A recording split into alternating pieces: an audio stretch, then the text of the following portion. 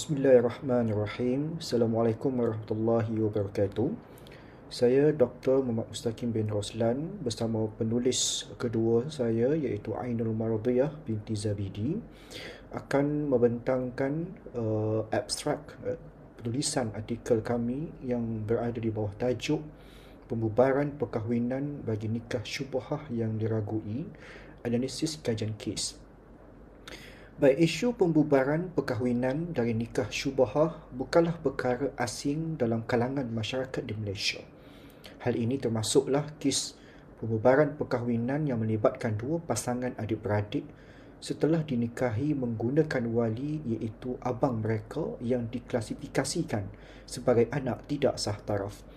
Namun begitu, pengesah tarafan abangnya sebagai anak tak sah taraf hanyalah dibuktikan dengan melihat kepada perbandingan tarikh kelahiran abangnya dengan tarikh pernikahan ibu bapa mereka yang kurang daripada tempoh 6 bulan.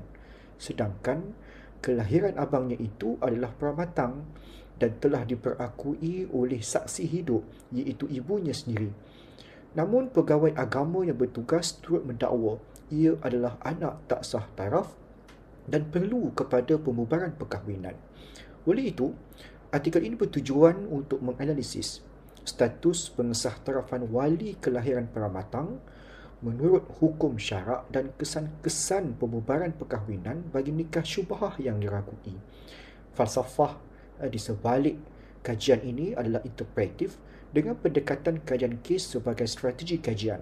Mereka bentuk kualitatif telah diadaptasikan dalam kajian ini dengan gabungan kaedah analisis kandungan dokumen dan temubual secara berstruktur melibatkan mangsa, keadaan, pakar psikologi dan pakar sekretari. Setelah data dokumen dan temubual diperoleh, kaedah analisis kandungan dokumen digunakan sekali lagi dalam proses menganalisis data-data ini yang mana hasilnya dikategorikan mengikut kaedah tematik. Dapatan menunjukkan bahawa tidak ada isu berkaitan dengan nikah syubhah seperti yang digembar-gemburkan oleh pegawai bertugas.